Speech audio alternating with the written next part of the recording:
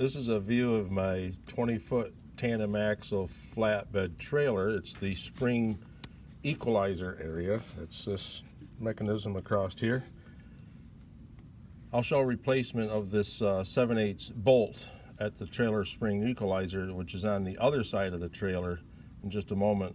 But what drove this replacement of this equalizer bolt is my neighbor noticed the bolt head was totally sheared off while I was hauling around some round bales for one of my sons. This bolt right here, that head was sheared right off. So it wasn't a fresh looking shear, so I'm not sure when the right side of this trailer, the equalizer bolt, actually sheared off. This is the view of the old parts. The bolt was really seized up inside here. That sleeve that surrounds the bolt of the equalizer, tried to hammer it out. That didn't work. Used the flame wrench. That didn't work.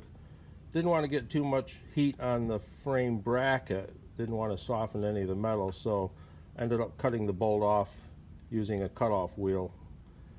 So then we had it pressed out.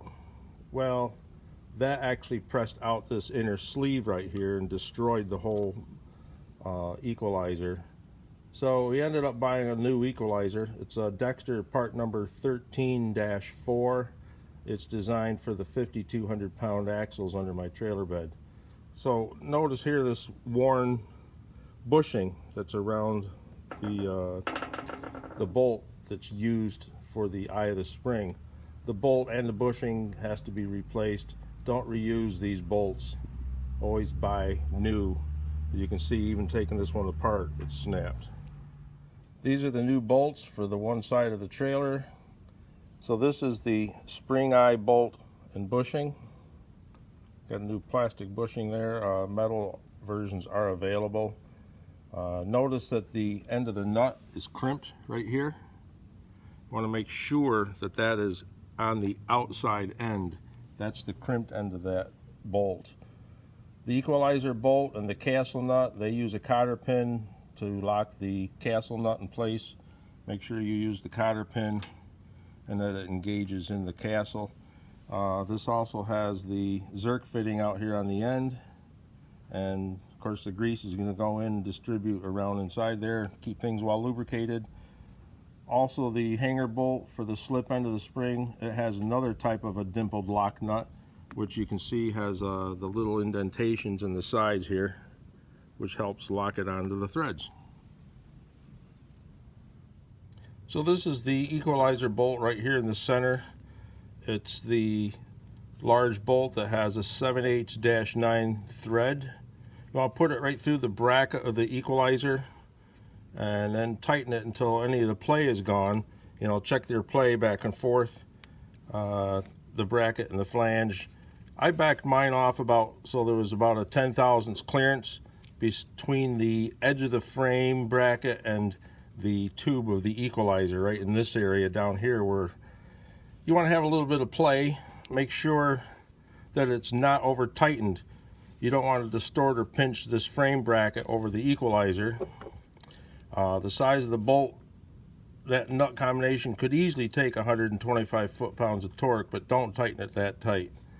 It must move, the equalizer must move freely and not be pinched. Again, about a 10/1000 gap worked for me right between these areas here. Now would be a good time to get that grease there in that Zerk fitting. Make sure you grease it on a regular basis. I failed to do that prior. So what I'm also planning to do is get a rubber Zerk fitting cover. As the winter weather here with salt on the road, this fitting is going to definitely get messed up because it's in between the two tires here. That's what had happened. This whole thing, I think, sheared off because it just deteriorated. This is the larger bolt for the spring eye. It's a grade 5 9/16-18, and you must insert the plastic or metal sleeve or bushing inside the spring eye first. Then you move the spring up into the bracket, and then make sure you get the bolt placed through with the bushing inside the spring.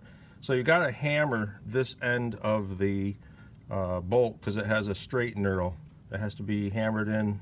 You do not want to use the nut to actually tighten that up and pull it in.